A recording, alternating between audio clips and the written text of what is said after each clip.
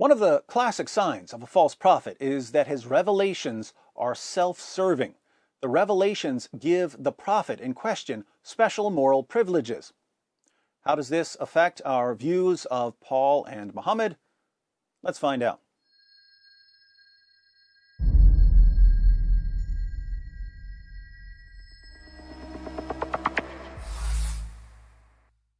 Am I the only one who gets suspicious when a guy who's supposedly receiving revelations ends up getting all kinds of special moral privileges from God?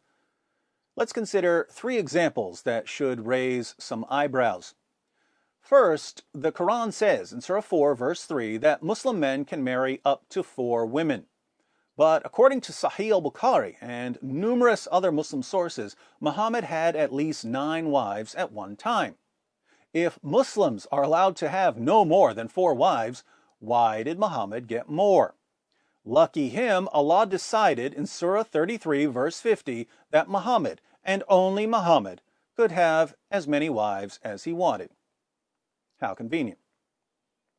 Second, when Muhammad wanted to marry Aisha, who was 6 years old at the time, he said that Allah had given him dreams about marrying her.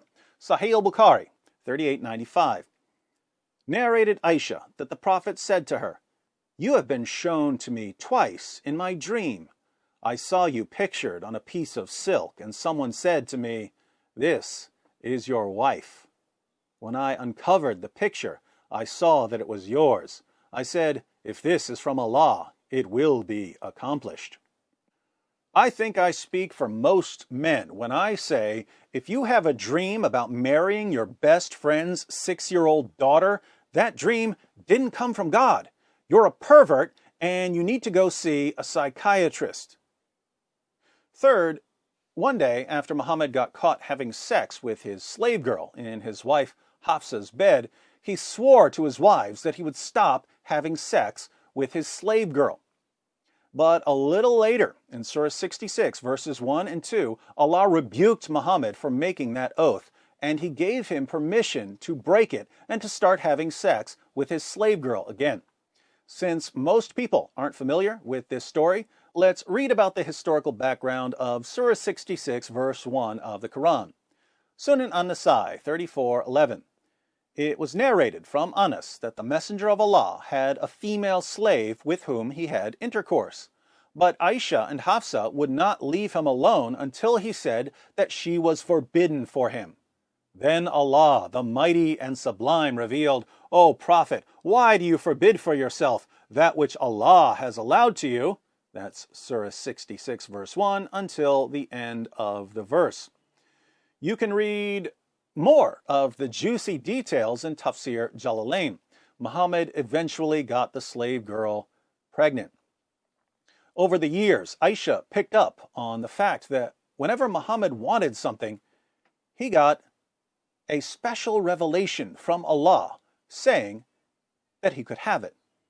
In Sahih al-Bukhari 4788, Muhammad receives one of his morally convenient revelations, and Aisha says to him, "I feel that your Lord hastens in fulfilling your wishes and desires."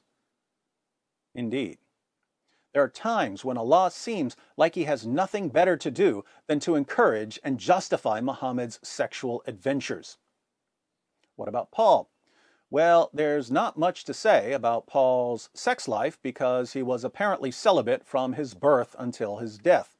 Paul knew that his life would be painful and difficult and dangerous, and that he would probably be killed for his preaching, and he just didn't want to get married and put his wife through all of that. Were there any special moral privileges for apostles? No, God called apostles to a higher moral standard and a more difficult life, not to a lower moral standard and an easier life. Paul describes the life of an apostle in 1 Corinthians 4. "To this very hour we go hungry and thirsty. We are in rags. We are brutally treated. We are homeless. We work hard with our own hands. When we are cursed, we bless. When we are persecuted, we endure it. When we are slandered, we answer kindly. We have become the scum of the earth, the garbage of the world, right up to this moment." become an apostle. It's a great life. And Paul knew what he was getting into from the beginning of his Christian journey. When Jesus sent Ananias to Paul shortly after his encounter on the road to Damascus, Jesus said, "I will show him how much he must suffer for my name." Now, suppose you meet two different men, both of whom claim to speak for God. One of them says, "God told me to preach, and that I would be horribly treated for the rest of my life, but that I must remain faithful anyway."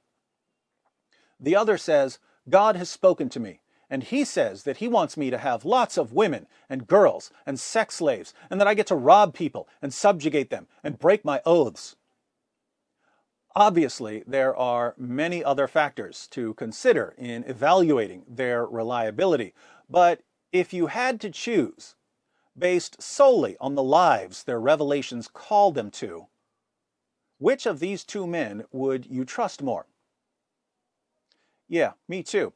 I'd trust a revelation from Muhammad about as much as I would have trusted a revelation from Hugh Hefner.